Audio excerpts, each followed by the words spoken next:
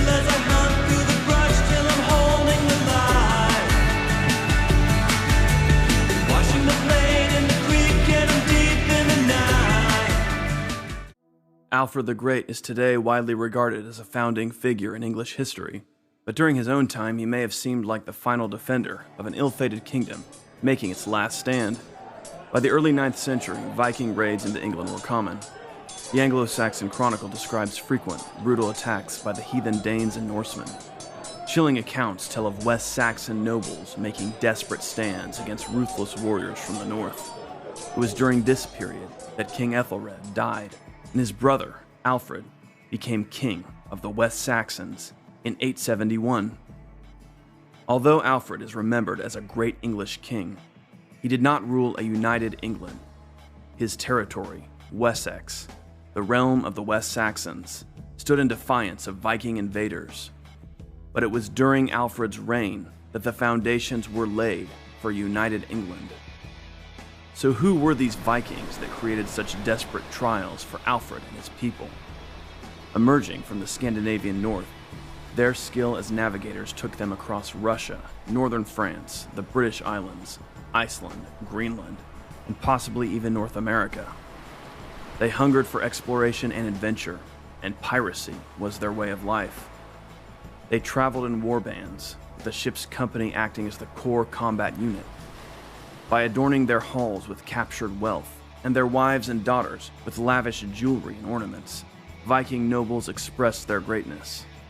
Today, when archaeologists excavate Viking sites, they find artifacts from the far-flung corners of the 9th century world, coins of Byzantium and Arab lands, plunder from European churches and monasteries.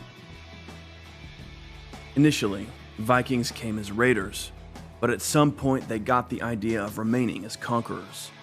In 865, a large coalition of mainly Danish Vikings, described in the Anglo-Saxon Chronicle as the Great Heathen Army, landed in East Anglia. They crossed into Northumbria and captured York. Many of the English kingdoms were powerless to resist, but Alfred the Great and his West Saxons would make a stand. By 878, the Danes held the east and northeast of England. That March, Alfred and his warriors made a secret base at the marshes of Somerset, where they planned resistance against the Danish king Guthrum, leader of the Great Heathen Army. Alfred assembled his troops in May for a surprise attack. They fell upon the Danes at Edington. There, a fierce battle took place that would be recorded in the medieval life of Alfred. Fighting ferociously, forming a dense shield wall against the whole army of the pagans, and striving long and bravely, at last Alfred gained the victory. He overthrew the pagans with great slaughter, and smiting the fugitives, he pursued them as far as the fortress. Alfred's army besieged the Danes at Edington for a fortnight. At last, the starving Danes asked Alfred for a peace, offering him hostages and promising to depart the kingdom. They also agreed that Guthrum and his leading men would be baptized.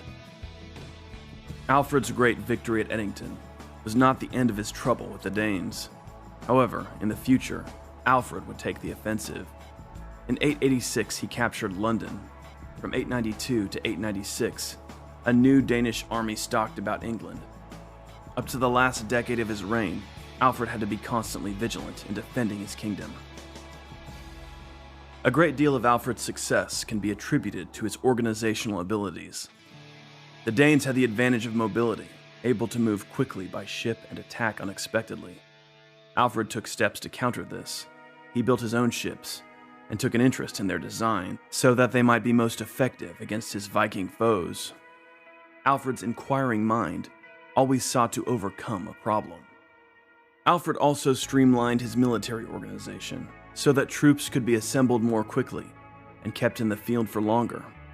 He divided the militia in such a way that manpower was available to staff the army, hold fortresses, and till the fields all at once. He also established for landowners the obligation of building and maintaining fortresses. Alfred began constructing a network of fortresses that would crisscross his kingdom, providing protection for people and livestock in times of invasion. Alfred also showed himself genuinely concerned for the general welfare of his subjects. He strove for integrity in the law and issued a legal code known today as the Code of Alfred, which compiled Anglo-Saxon legal ideas and divine law as expressed in the Christian Bible. The era of Viking raids had devastated literacy in England. Alfred sought to remedy this setback. Sir Frank Stenton famously wrote, "Alfred's unique importance in the history of English letters comes from his conviction that a life without knowledge or reflection was unworthy of respect." Alfred gathered at his court scholars who could do the work of translating Latin books into English.